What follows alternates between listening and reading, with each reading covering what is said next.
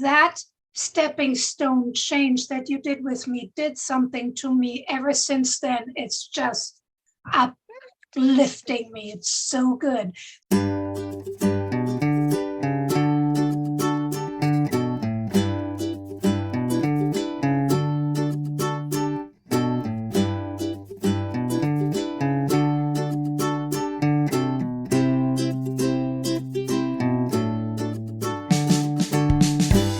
There is a topic that I think can never be talked about enough or stressed enough.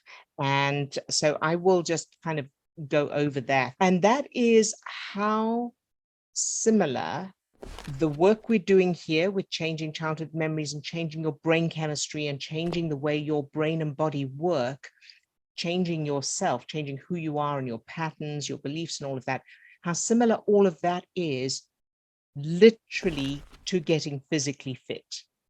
And it really helps to keep reminding yourself of that, because it's difficult to think of it, because when we want to get physically fit, we take physical action. So we go, we run, or we lift weights, or we do some other form of exercise. Whereas with this stuff, it's all happening inside. So because of that, there's an illusion that while getting physically fit is a physical thing, doing this work is not physical, but it is.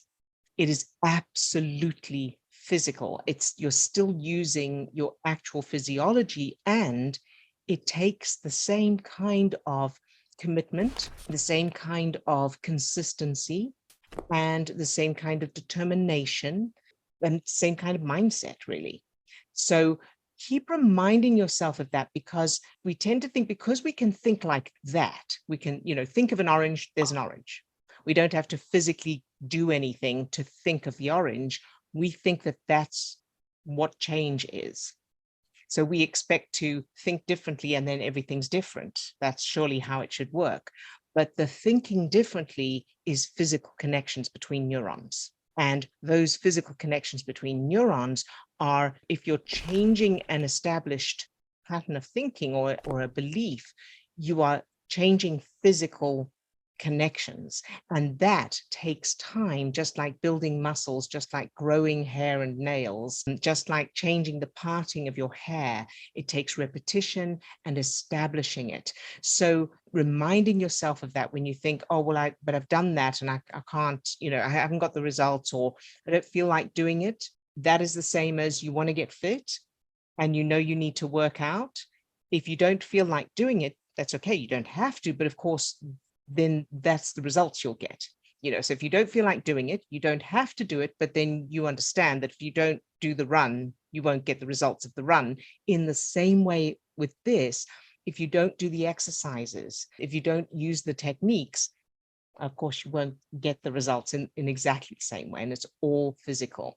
And because it's so difficult to grasp that, repeating the explanation of this, I feel is worth doing, and to really reminding yourself and talking to yourself, answering those doubts, those objections that come up. When you think, well, it's not going to do anything if I, for example, practice the brain chemistry exercise, it's not going to change anything. Answer that, because what it does change is it changes your chemistry, which changes your cognitive thinking, which changes what you do. And not only what you do, it changes how you see things, problem solving and comprehension and the decisions you make. So it does change your circumstances and your life and things outside of you through in that way. Harriet, yes. Hello.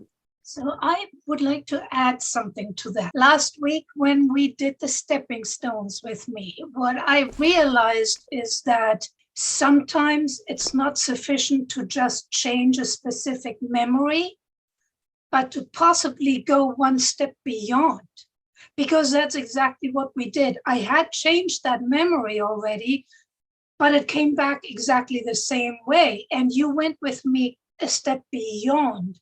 What could that mean? What was beyond that? And ever since then, that stepping stone change that you did with me did something to me. Ever since then, it's just lifting me. It's so good.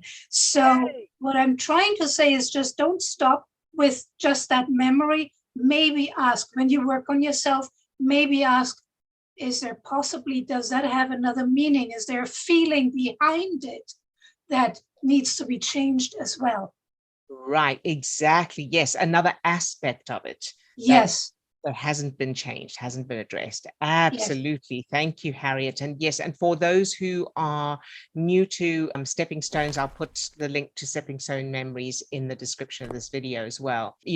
Steve and I have discovered over the last, year or so that memories that he and I have both changed, childhood memories that we changed right in the beginning when we first started doing this work, we found over the last year or so that we were led back to some of those and we go, wow, change that right in the very beginning. And it was because stepping stones were needed. And it's amazing what a difference that makes. And it's because the way memories are stored is not as whole pictures or in chronological order or anything, the way we consciously understand them. The unconscious part of the brain, the memories are stored as different pieces of data. And then those pieces of data are pulled together in the moment we recall the memory. But the piece that's so important here is that those pieces of data are also separate. So I can be, for example, if I was bullied in school, bullying itself will mean something to the brain about who I am, how the world works. The fact that nobody protected me will mean something, another thing. In addition, the fact that I was not able to protect myself will be a separate piece of data. The fact that nobody believed me or my parents didn't stand up for me, that will be a separate piece of data. And so changing the memory to where I wasn't bullied doesn't change the other pieces of data. So then I still am not protected. I'm still not strong enough to protect myself. My parents still don't believe me, and those exist independently.